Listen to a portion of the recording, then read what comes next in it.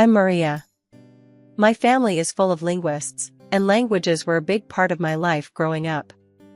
My mom and dad were both professors, always talking about the nuances of different languages at the dinner table.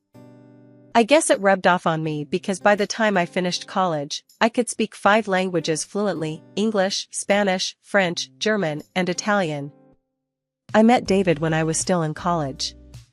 He was in my circle of friends, and we clicked right away. David is tall, with dark hair and a kind smile that always made me feel at ease.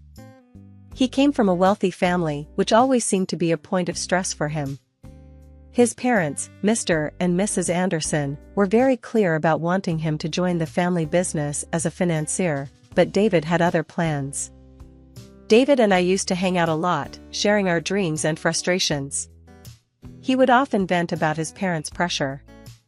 "Maria, I just can't see myself crunching numbers all day," he'd say, running a hand through his hair in frustration. "I want to work with animals, help them. That's what makes me happy." David secretly started volunteering at a local vet clinic, learning everything he could about animal care. He was so passionate about it, and I admired that about him. He was determined to make his dream come true, even if it meant going against his parents' wishes. "Maria, you should have seen this little puppy today. It was so scared, but once I calmed it down, it was all wagging tails and happy barks," he'd say, his face lighting up with joy. "That's amazing, David. You're doing something really special," I'd respond, genuinely happy for him. We were just friends, but I always felt a deep connection with David. We understood each other in a way that was rare. I loved languages, and he loved animals, but we both shared a passion for following our dreams. As graduation approached, David's parents intensified their pressure, and he became more conflicted. But through it all, we supported each other. We'd often meet up to vent and encourage one another. "You've got this, David," I'd say, giving him a reassuring smile. "You're going to be an amazing vet someday. And you, Maria, are going to be the best translator out there," he'd reply with a grin. It was a typical Friday night, and our group of friends decided to have a little get-together. We gathered at John's place, a cozy apartment that was perfect for our small party. There was a good amount of wine, some snacks, and lots of laughter. David and I were there, as usual, sharing stories and enjoying each other's company. "Maria, you've got to try this wine," David said, handing me a glass. "It's from a vineyard in France, supposed to be really good." "All right, but only if you promise not to let me get too tipsy," I replied with a grin, taking the glass from him.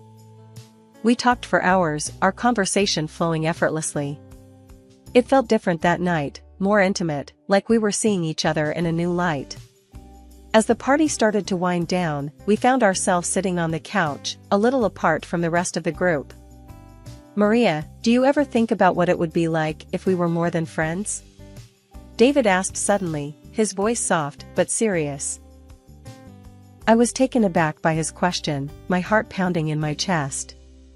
I've thought about it, David," I admitted, my voice barely above a whisper. Before I knew it, we were leaning in, and then our lips met in a gentle kiss. It was electric, like something out of a movie. We pulled back, staring at each other in shock and wonder. "Wow," David said, his voice shaky. "I didn't expect that." "Me neither," I replied, feeling a blush creep up my cheeks. "But I'm not complaining." We sat there for a moment, the air between us charged with a new kind of tension. It was like the room around us faded away, leaving just the two of us in our own little world. "Do you want to get out of here?" David asked, his eyes never leaving mine. I nodded, not trusting myself to speak. We quietly slipped out of the apartment, hand in hand, and made our way to his place. The walk there was filled with nervous laughter and stolen glances, both of us trying to process what had just happened. We went inside, and the next few hours were a blur of kisses, laughter, and whispered confessions. It was like we were finally allowing ourselves to feel what we had been holding back for so long. Everything felt right, like we were exactly where we were supposed to be.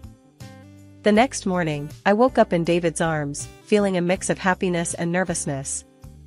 I gently nudged him awake, needing to talk about what had happened.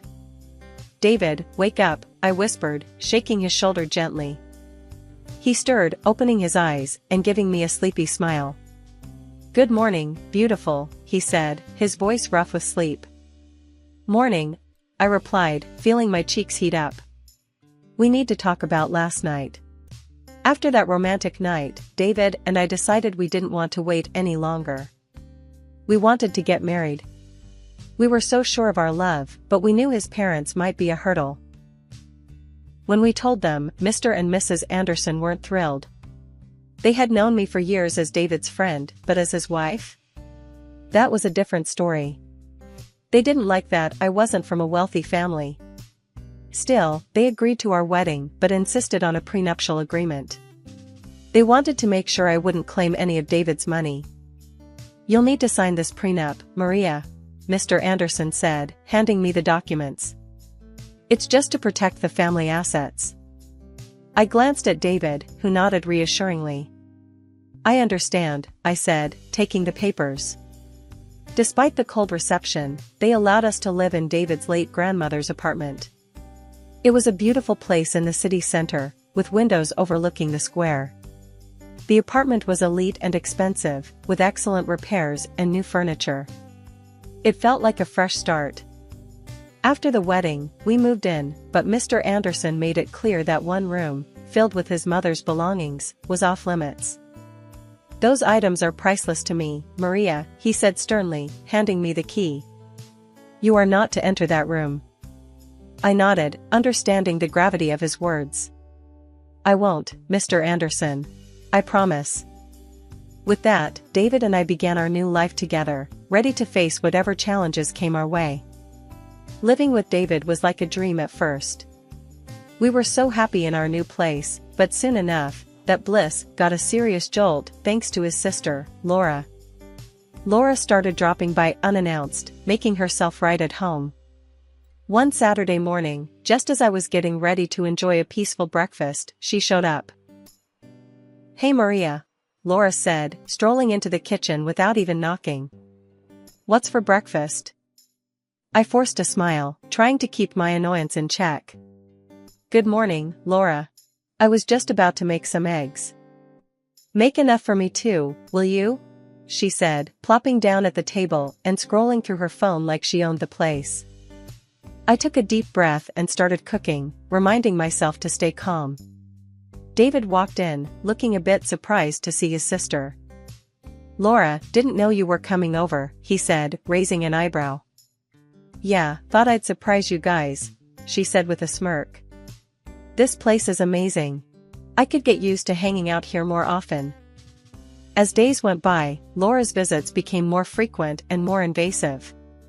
She'd stay over without asking, and every morning it was the same thing. She'd demand breakfast, criticize my cooking, and make snide comments about me living in her grandmother's apartment. "Maria, you should really learn how to cook better," she said one morning, pushing her plate away. "You're living here on borrowed time, you know." That was the last straw. I clenched my fists and looked her straight in the eye. "Laura, you can't just come here and disrespect me in my own home." She scoffed, rolling her eyes. "Your home? This is my family's apartment, Maria. You're just here because my parents are too nice to kick you out." David had enough. He walked over and stood next to me, glaring at Laura. "Laura, you need to show Maria some respect. She's my wife, and this is her home too." Laura's face twisted in anger. "Of course you'd take her side.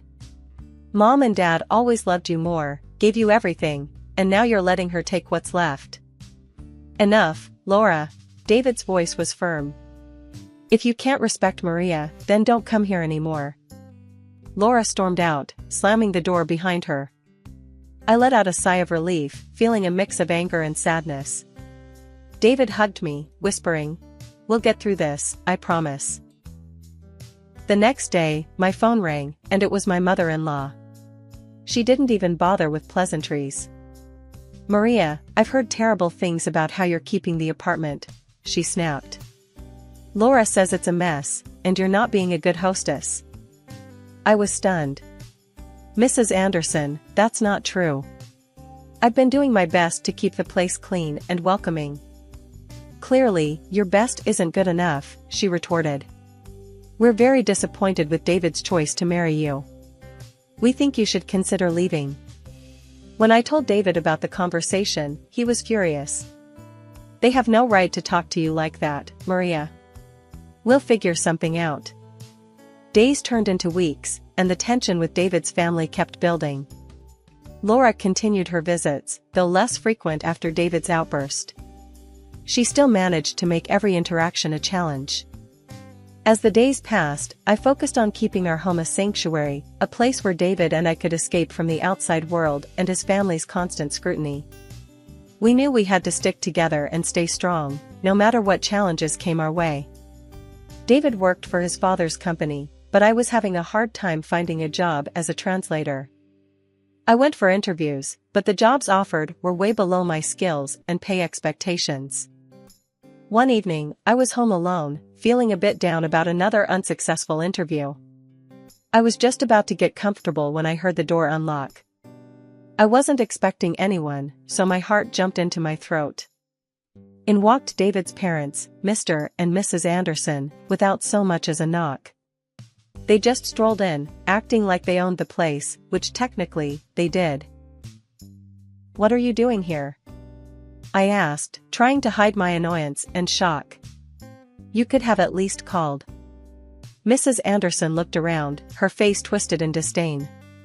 "We don't need to call, before coming into our own apartment." "What if I was naked?" I shot back. "You can't just barge in like this." Mr. Anderson ignored me, looking around with a critical eye. "We've decided to install surveillance cameras to make sure you're keeping it in order." I couldn't believe what I was hearing. "Cameras? You're kidding, right?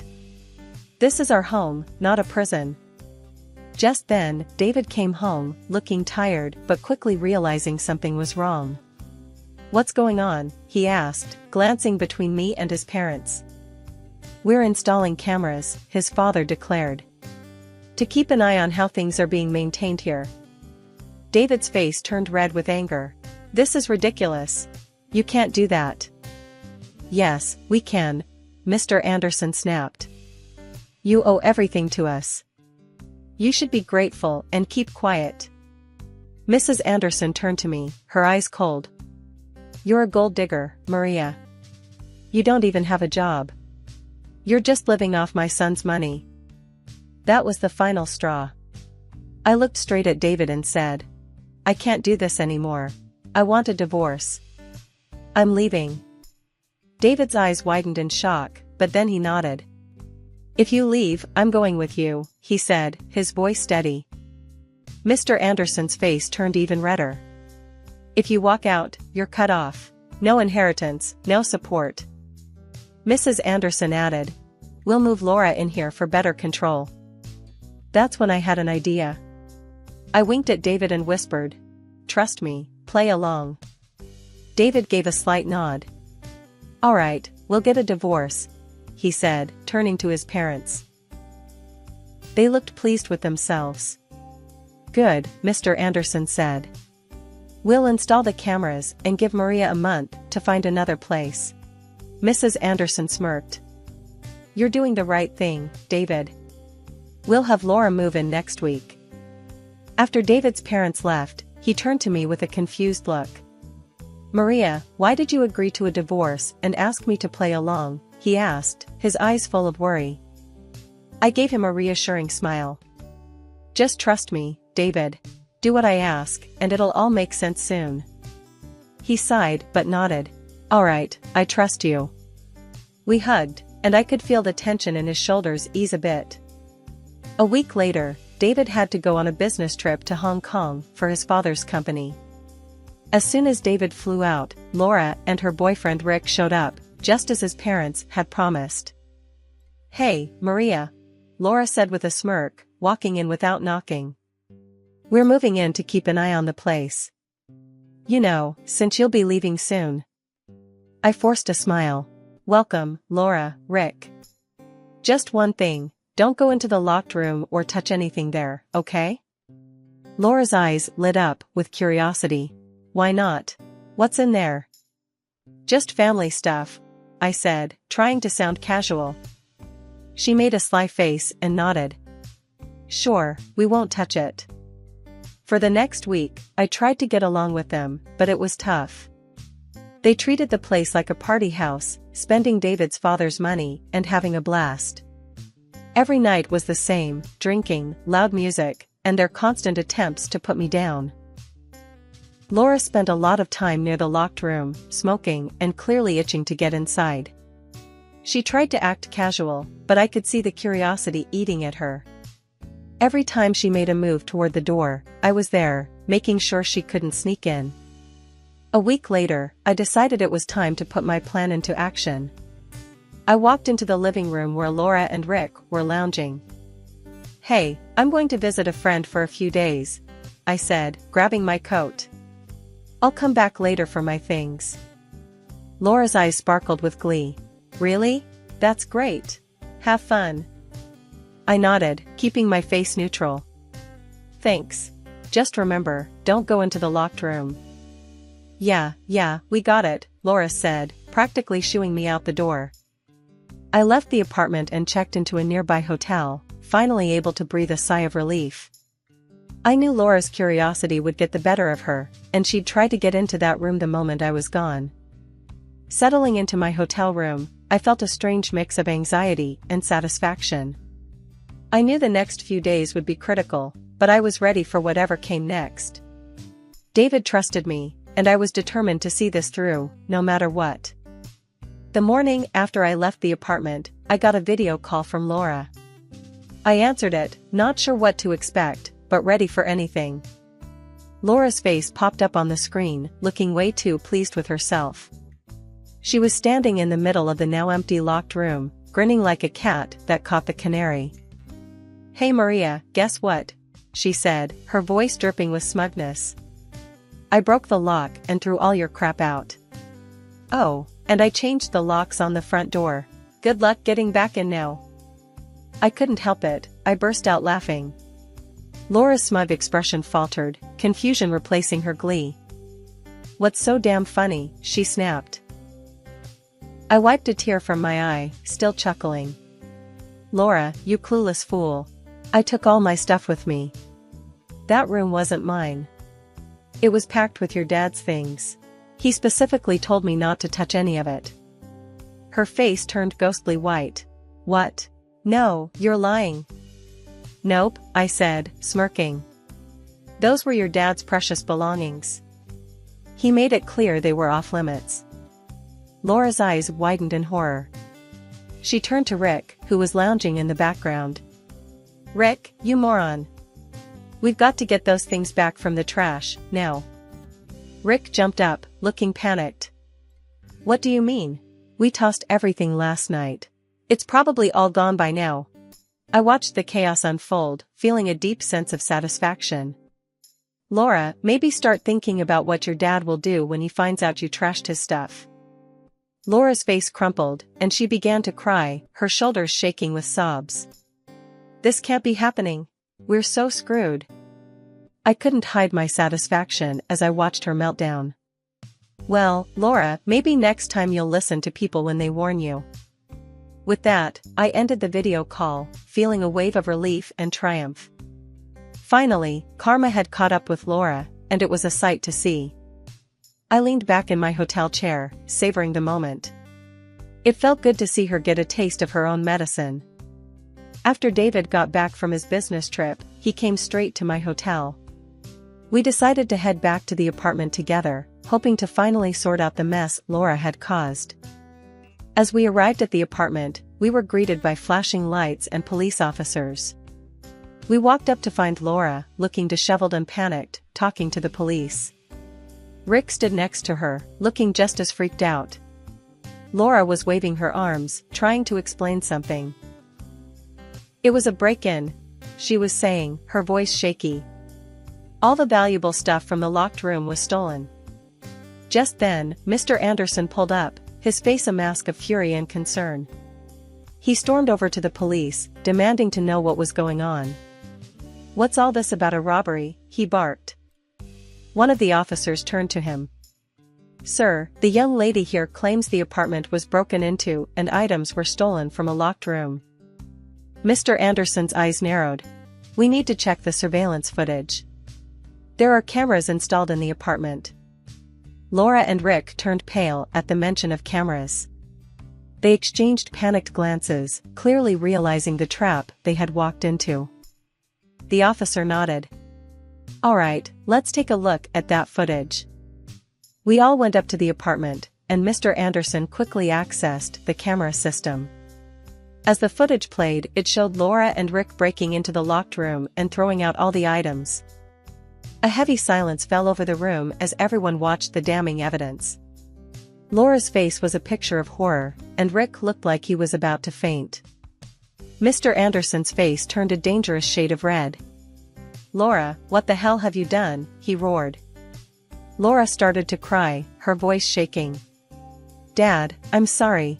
I thought these were Maria's things. We didn't know what else to do. You lied to the police. You tried to stage a robbery to cover up your stupidity." Mr. Anderson exploded. "I can't believe this." The police officer cleared his throat, looking stern. "Ma'am, you've made a false report. That's a serious offense." Mr. Anderson shook his head, his voice trembling with rage. "Because of your actions and this deceit, I renounce you, Laura. You're disinherited. You are no longer my daughter." Laura collapsed to the floor, sobbing uncontrollably. "Dad, no. Please don't do this." The officer nodded to his partner, and they started filling out a report. "We'll need to take you both in for questioning about this false report." Rick's face went white. David squeezed my hand, his face a mix of anger and relief. "I can't believe she tried to pull this off." As the police escorted Laura and Rick out of the apartment, I felt a weight lift off my shoulders. It had been a long, hard road, but we had finally come out on the other side, stronger and more united than ever. David's father did exactly what he said he would. He cut Laura off completely. No more money, no future inheritance. Her boyfriend ditched her too, seeing as he was only in it for the cash. Now Laura stuck in a tiny, run-down apartment, scraping by on her own. It's a tough break, but she had it coming.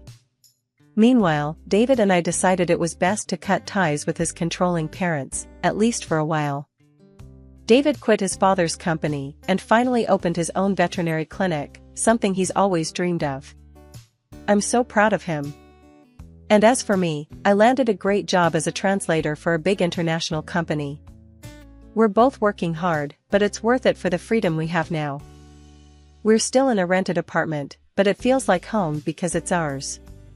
No more constant surveillance or judgmental eyes watching our every move. We're making plans for the future, like buying our own house and starting a family. It's exciting to think about what's ahead. One morning, over breakfast, David and I were talking about our plans. "Maria, have you thought about where you'd like to buy a house?" he asked, sipping his coffee. I nodded. "Yeah, somewhere quiet, but not too far from the city." "What about you?" "I'm thinking the same," he said, grinning. "A place with a big yard for the dogs." I laughed. "Of course, you'd want space for the dogs." "That's fine by me. And what about kids? Are we still thinking a couple of years down the line?" David looked thoughtful.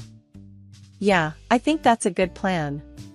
Let's get settled first, make sure the clinic is running smoothly, and then we can start thinking about kids." I reached across the table and squeezed his hand. "Sounds perfect. We've got time, and we're building a good life together." Later that day, we visited his new clinic. It was a cozy place, already bustling with clients and their pets. I watched David in his element, caring for animals and talking to their owners. He looked so happy and fulfilled. One weekend, we decided to visit some open houses, just to get a feel for what was out there. We found a few places we liked, and it was exciting to imagine our future home. "Maria, can you picture it?" David asked as we stood in the backyard of a charming house. Kids playing here, maybe a dog running around? I smiled, feeling a warm glow inside. Yeah, I can. It feels right, doesn't it? Absolutely, he said, putting an arm around me. We're building something real, something lasting. As we left the house, I felt a sense of contentment and anticipation. We were on the right path, and the future looked bright.